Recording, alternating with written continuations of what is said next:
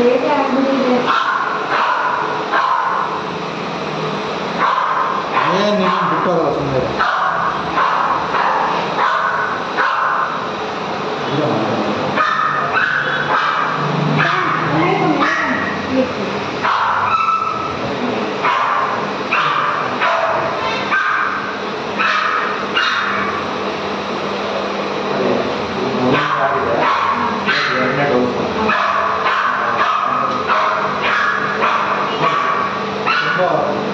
Correct time ಅಂತ ಹೇಳ್ಬೋದು.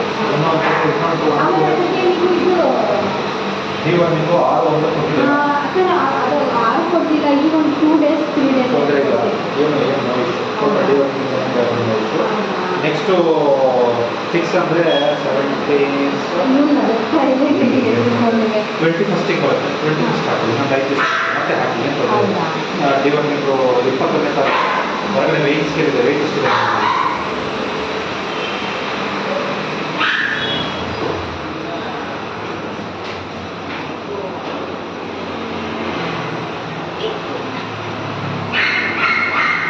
Correct 2 kg ಇದ್ದಾವೆ. 2 kg ಎರಡನೇ 2 kg ಬರುತ್ತೆ ಅಂತಾನೆ so approx exact weight gain ಆಗಿದೆ. ಅದಕ್ಕೆ ತಗೊಳ್ಳಿ. ಸೊ ಇವತ್ತು 16/1/25ಗೆ 2 kgs ಇದೆ. ಸೊ ಆಲ್ಮೋಸ್ಟ್ ಒಂದು ತಿಂಗಳಲ್ಲಿ 600ರಿಂದ 800 ಗ್ರಾಮ್ ಗೇನ್ ಆಗಬೇಕು. ಆಲ್ರೆಡಿ 700 ಗ್ರಾಮ್ ಗೇನ್ ಆಗಿದೆ. ಸೊ ತೊಂದರೆ ಇಲ್ಲ.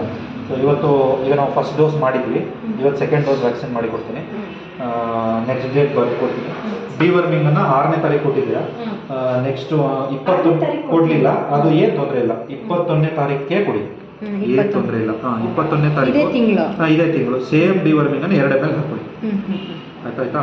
ಸೊ 21ನೇ ತಾರೀಕು ಕೊಟ್ಟ ಮೇಲೆ ನೆಕ್ಸ್ಟ್ ಡಿವರ್ಮಿಂಗ್ ಬರೋದು ನಿಮಗೆ 26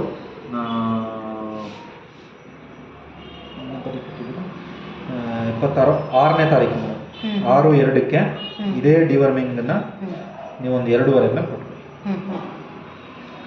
ಡೇಟ್ಸ್ ಬರ್ದಿದ್ದೀನಿ.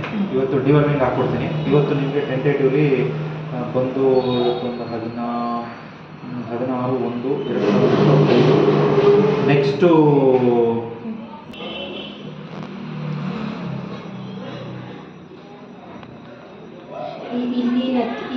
ಇಲ್ಲೆಲ್ಲ 2-3 ಕಚ್ಕೊಂಡು ಕುತ್ಕೊಂಡ್ಬಿಟ್ಟಿರುತ್ತೆ. ತುಂಬ ದೊಡ್ಡದೇ ಇರುತ್ತೆ.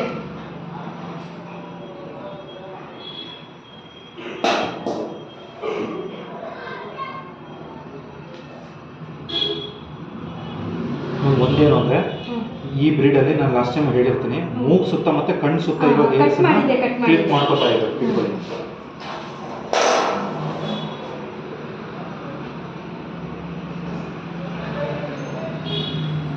ಇಲ್ಲಿ ನೋಡಿ ಸರ್, ಅದು ಕಚ್ಚಿ ಗಾಯ ಆಗಿರೋದು. ಫಾಲಿಕ್ಯುಲೈಟಿಸ್ ಆಗಿದೆ. ಅದಕ್ಕೆ ಒಂಚೂರು ಕೊಬ್ಬರಿ ಎಣ್ಣೆ ಹಚ್ಚಿ ಸರ್.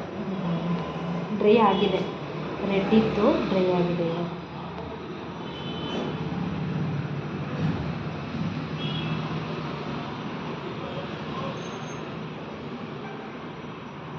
ರುಚಿನ ಫೀವರ್ ಏನಿಲ್ಲ. ಈ ಒಂದು ಸೀಸನಲ್ ಇನ್ಫ್ಲೂಯೆನ್ಸ್, ಸ್ವಲ್ಪ ಸ್ಟ್ರೆಸ್ ಇರುತ್ತೆ. ಶೆಡ್ಯೂಲ್ ಏನಾಗುತ್ತೆ, ಸ್ವಲ್ಪ ಊಟ ಲಿಟ್ಲ್ ಕ್ವಾಂಟಿಟಿ ಎಕ್ಸೆಸ್ ಆದಾಗಲೂ ಸ್ವಲ್ಪ ಊಟ ಬಿಡುತ್ತೆ. ಸೊ ಏನಾದರೂ ನಿಮಗೆ ತುಂಬ ಈಗ ನಾನು ಚೆಕ್ ಮಾಡಿದ ಪ್ರಕಾರ ಫೀವರ್ ಇಲ್ಲ, ಮತ್ತು ಬ್ಲಡ್ ಲೆವೆಲ್ಸ್ ಎಲ್ಲ ಕಣ್ಣೆಲ್ಲ ರೆಡ್ಡೇ ಇದೆ. ಏನು ಆ ಥರ ಲೈಟಾಗಿ ಬ್ಲಡ್ ಕಮ್ಮಿ ಆಗೋದು ಆ ಥರ ಏನು ಇನ್ಸಿಡೆನ್ಸ್ ಇಲ್ಲ. ಹೇಳಿ. ಈಗ ನ್ಯೂ ಕ್ಲಿನಿಕ್ಕು ಸೇಮ್ ಅದೇ ರೋಡಲ್ಲಿ 100 ಮೀಟರ್ಸ್ ಅಪೋಸಿಟ್ ಆಕ್ಸಿಸ್ ಬ್ಯಾಂಕ್ ಅಲ್ಲಿ ಶಿಫ್ಟ್ ಆಗಿದೆ. ಅಲ್ಲಿ ಇಲ್ಲ, ಈ ಕಡೆ ಸಂಗೀತ ಕರ್ನಾಟಕಕ್ಕೆ. ಅಲ್ಲಿ ಪಿಜನ್ ಶೋರೂಮ್, ನೀವು ಹಳೆ ಕ್ಲಿನಿಕ್ಕಿಂದ ಬರ್ತಾ ರೈಟ್ ಸೈಡ್ ಪಿಜನ್ ಶೋರೂಮ್ ಸಿಗುತ್ತೆ, ಅದರ ಪಕ್ಕನೇ ಇದೆ.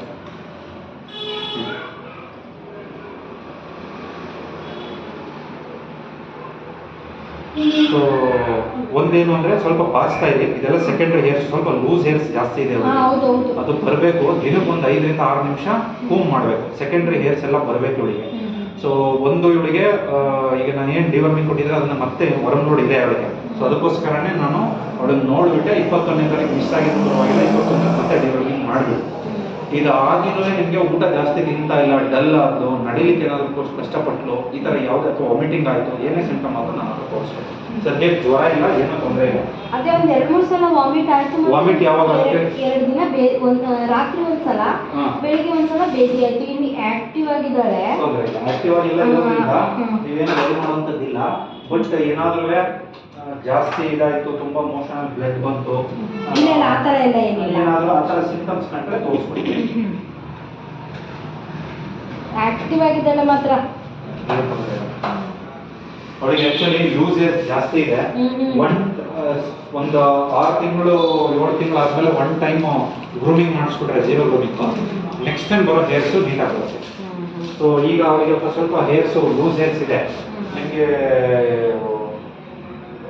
ನೆಕ್ಸ್ಟ್ ಟೈಮ್ ಬರೋ ಹೇರ್ಸು ನೀಟಾಗುತ್ತೆ. ಸ್ನಾನ ಮಾಡಿಸ್ಬೋದಾ ಮೇಡಮ್? ಟವೆಲ್ ಬಾತಿಂಗ್ ಮಾಡಿಸಿ, ಸ್ಪಾಂಜ್ ಬಾತ್ ಥರ ಮಾಡಿಸಿ. ಇಲ್ಲಾಂದರೆ ನೀವು ಬಾತಿಂಗ್ ಮಾಡಿಸಿದ್ರೆ ಕ್ವಿಕ್ ಆಗಿ ಡ್ರೈ ಮಾಡ್ಬೋದು. ಈಗ ಹೊರಗಡೆ ಶಿಡ್ಸು ಬಾತಿಂಗ್ ನಡೀತಾ ಇದೆ, ಸೊ ಬ್ಲೋ ಡ್ರೈ ಮಾಡ್ಕೊಳ್ಬೇಕು. ತುಂಬ ಇದು ಮಾಡೋದು ಬೇಡ, ಜಾಸ್ತಿ ನೆನೆಸ್ಕೊಂಡು ಇಟ್ಕೊಳ್ಳೋದು ಬೇಡ. ಆಮೇಲೆ ನೀರೇ ಕುಡಿಯಲ್ಲ ಸರಿ. ನಮ್ಮ ಶಿಡ್ಸು ಬ್ರೀಡು ಬೇಸಿಕಲಿ ನೀರು ಕುಡಿಯಲ್ಲ. ನೀವೇನು ಮಾಡಬೇಕು, 2 ರೀತಿ. ಒಂದು, ತಿನ್ನೋ ಫುಡ್ಡಿಗೆ ಸ್ವಲ್ಪ ನೀರು ಮಿಕ್ಸ್ ಮಾಡಿ, ಅಂದರೆ ಮೊಸರು ಅಥವಾ ಮಜ್ಜಿಗೆ ಕೊಡ್ತಿರಲ್ಲ, ಮೊಸರನ್ನ ಮಜ್ಜಿಗೆ ಥರ ಮಾಡಿ ಕುಡಿಸ್ಬೇಕು ಒಂದುವೆ.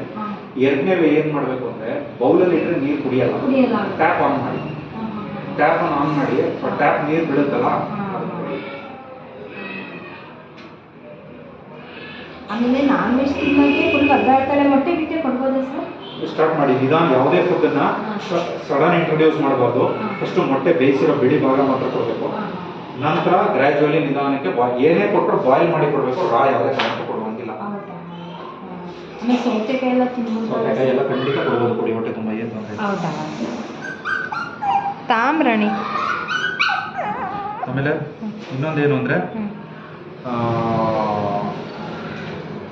3 to 8 months ಅಂದರೆ ಇನ್ನೊಂದು 15 ದಿನ ಆದಮೇಲೆ ಒಂದು ಲರ್ನಿಂಗ್ ಏಜ್ ಸ್ಟಾರ್ಟ್ ಆಗುತ್ತೆ. ಈ ಟೈಮಲ್ಲಿ ಸ್ವಲ್ಪ ಮನೆಯಲ್ಲಿ ಯಾರು ಕಂಡ್ರೆ ಭಯ ಇರಬೇಕು. ಇಲ್ಲ ಏನಾಗುತ್ತೆ, ಸ್ವಲ್ಪ ದೊಡ್ಡವರಾಗ್ಬಿಟ್ರೆ ನಮಗೆ ಜ್ವರ ಚೆಕ್ ಮಾಡೋಕ್ಕೆ ಬಿಡಲ್ಲ, ವ್ಯಾಕ್ಸಿನ್ ಮಾಡೋಕ್ಕೆ ಬಿಡಲ್ಲ. ಸೊ ತುಂಬ ಮುದ್ದು ಮಾಡೋದು ಬೇಡ. ಆ್ಯಕ್ಚುಲಿ ನಾನು ಲಾಸ್ಟ್ ಟೈಮ್ 7-in-1 ವ್ಯಾಕ್ಸಿನ್ ಮಾಡಿದ್ದೆ, ಈ ಸಲ 9-in-1 ವ್ಯಾಕ್ಸಿನೇ ಮಾಡಿದ್ದೆ. Same cost. ಆ್ಯಕ್ಚುಲಿ ಈ ವ್ಯಾಕ್ಸಿನ್ ಇವೆ. ನಾನು ನಿಮ್ಮ ಹತ್ರ ಚಾರ್ಜ್ ಮಾಡ್ತಾ ಇರೋದು ಸೇಮು, ಬಟ್ ಆಲ್ಮೋಸ್ಟ್ 200 rupees ಜಾಸ್ತಿ ಇದೆ. ಬಟ್ ಸೇಮ್ ಮಾಡ್ತಾ ಇದ್ದೀನಿ. ನಿಮ್ಮ ಮನೆಗೆ ಹೋಗಿ ನೋಡಿದ್ರೆ ಇದರಲ್ಲಿ ಬರೀ 2 ಸ್ಟ್ರೈನ್ ಇತ್ತು. ಇದು L4 ಅಂತ 4 ಸ್ಟ್ರೈನ್ ಇತ್ತು. ಮನೇಲಿ ಒಂದು ಸ್ವಲ್ಪ ಈಗ ಲರ್ನಿಂಗ್ ಏಜ್ ಸ್ಟಾರ್ಟ್ ಆಗುತ್ತೆ, 3 ರಿಂದ 8 ತಿಂಗಳು. ಈ ಟೈಮಲ್ಲಿ ಸ್ವಲ್ಪ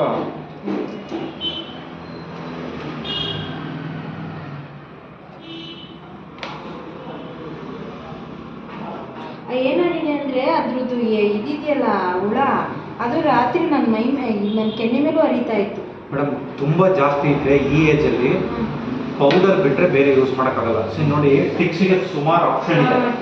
ಒಂದು ಶಾಂಪು, ಇನ್ನೊಂದು ಪೌಡರ್, ಇದು ಟ್ಯಾಬ್ಲೆಟ್, ಇದು ಸ್ಪ್ರೇ, ಇದು ಸ್ಪಾಟ. ಇಷ್ಟು ಆಪ್ಷನ್ಸ್ ಇದೆ ನಿಮಗೆ. ಏನು ಅಂದರೆ ಯಂಗ್ ಏಜ್, ಸಣ್ಣ ಏಜಲ್ಲಿ ಪೌಡರ್ ಬಿಟ್ಟರೆ ನಾವು ಬೇರೆ ಏನು ಯೂಸ್ ಮಾಡೋಕ್ಕಾಗಲ್ಲ. ಇನ್ನೊಂದು 15 days 1 month ಕಳೆದ್ಮೇಲೆ ನಿಮಗೆ ತುಂಬ ಜಾಸ್ತಿ ಇತ್ತು ಅಂದರೆ ನೀವು ಸ್ಪಾಟ್ ಆನ್ ಹೋಗ್ಬೋದು. ಇದು ಹಾಕಿದ್ರೆ ನೆಕ್ ಮೇಲೆ ಸ್ನಾನ ಆದಮೇಲೆ ನೆಕ್ ಮೇಲೆ ಹಾಕಿ ಬಿಟ್ಬಿಟ್ರೆ ಅದೆಲ್ಲ ಬಾಡಿಗೆ ಸ್ಪ್ರೆಡ್ ಆಗಿ ನಿಮಗೆ ನೀಟಾಗಿ 1 month ಪ್ರೊಟೆಕ್ಷನ್ ಕೊಡುತ್ತೆ, ಟಿಕ್ಸ್ ಎಲ್ಲ ಹೋಗುತ್ತೆ. ಯಂಗ್ ಏಜ್ ಇರೋದ್ರಿಂದ ಸಜೆಸ್ಟ್ ಮಾಡಲ್ಲ. ಯೂಶ್ವಲಿ ಈ ಏಜಲ್ಲಿ ಪೌಡರ್ ಮಾತ್ರ ಸಾಕು. ತುಂಬ ಜಾಸ್ತಿ ಇರೋದ್ರಿಂದ ಬೆಸ್ಟ್ ಯೂಸ್ ಮಾಡಿ.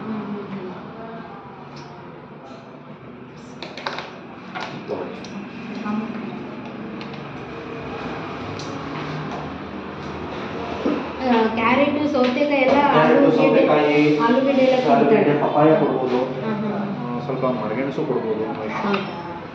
ಹುಳಿ ಬರೋ ಯಾವ ಪದಾರ್ಥ, ಸಿಟ್ರಸ್ ಫ್ರೂಟ್ಸ್ ಯಾವುದು ಕೊಡ್ಬೋದು. ಬಾಳೆಹಣ್ಣು ತಿಂತಾಳೆ. ಬಾಳೆಹಣ್ಣು ಕೊಡ್ಬೋದು. ಬಾಳೆಹಣ್ಣನ್ನು ತುಂಬ ಹೆವಿ ಮಾಡಬೇಡಿ. ಬಾಳೆಹಣ್ಣು ಇಸ್ ಗುಡ್, ಮೆಗ್ನೀಷಿಯಮ್ ಇರುತ್ತೆ, ಬಟ್ ರೆಡಿಲಿ ಅವೈಲೇಬಲ್ ಶುಗರ್ ಇರೋದ್ರಿಂದ ತುಂಬ ಹೆವಿ ಯೂಸ್ ಮಾಡ್ತಾರೆ.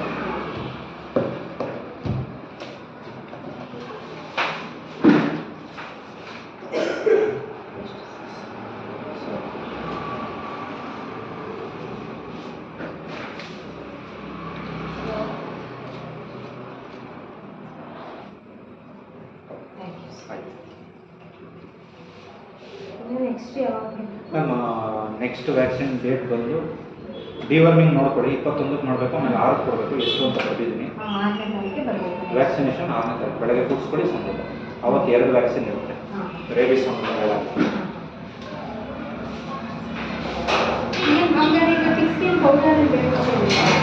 ಮತ್ತೆ ಟಿಕ್ಸ್ಗೆ ಬೇಗ ಹಾಕಿ ಪೌಡರ್ ಒಂದೇ ಹಾಕೋದು. ಪೌಡರ್ ಬೇಕಂದ್ರೆ ತಗೊಳ್ಳಿ, ಅದು ಒಂದೇ ನೀವು ಯೂಸ್ ಮಾಡೋಕ್ಕೆ ಸಾಧ್ಯ. ಇದು ಯಾವುದನ್ನು ಯೂಸ್ ಮಾಡೋಕ್ಕಾಗಲ್ಲ. ಟಿಕ್ಸಿಗೆ ಅಂತೇಳಿ ಪಪಾಕ್ಸ್ ಅಂತ ಒಂದು ಪೌಡರ್ ಬರುತ್ತೆ, ಇದು ಬಿಟ್ಟರೆ ಬೇರೆ ಏನು ಯೂಸ್ ಮಾಡೋದು. ಅದು ಆಮೇಲೆ ಯೂಸ್ ಮಾಡ್ಕೊಬೋದು. ಡೈಲಿ ಯೂಸ್ ಮಾಡಿ, ಇದನ್ನು ಟಿಕ್ಸಿಗೆ ಮಾತ್ರ ಅಂತಲ್ಲ, ಡೈಲಿ ಯೂಸ್ ಮಾಡ್ಬೋದು. ಇದು ಫ್ರಾಗ್ರೆನ್ಸ್ ಬರುತ್ತೆ, ಸ್ಮೆಲ್ ಬರುತ್ತೆ. 170 rupees, 160, 170 ಇದೆ, 160 ಇದೆ.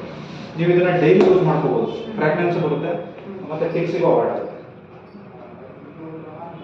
ಯಾಕಂದ್ರೆ ಅದು ಸುಮ್ಮನೆ ಸ್ಪ್ರೆಡ್ ಆಗ್ಬಿಟ್ರೆ ಈಗಾಗಲೇ ನೀವು ಅದನ್ನು ಹೇಳಿದ್ರು, ಈ ಏಜಲ್ಲಿ ಇದು ನಿಮಗೆ ತುಂಬ 100% ಪ್ರೊಟೆಕ್ಷನ್ ಅಂತ ಅಲ್ಲ, ಜಾಸ್ತಿ ಆಗೋದನ್ನ ಅವಾಯ್ಡ್ ಆಗುತ್ತೆ, ಇರೋದು ಹೋಗುತ್ತೆ.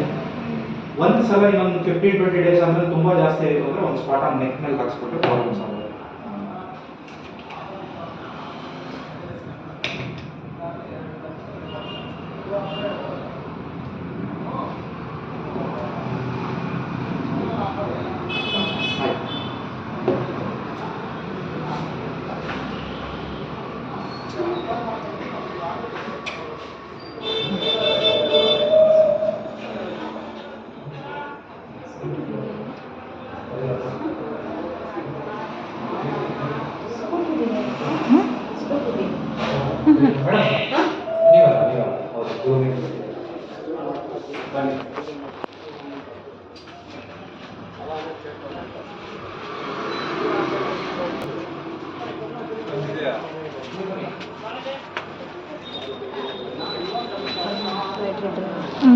ಇದೆ ನಾವು ಸಾಕಿದ್ದೀವಿ. ಹ್ಞೂ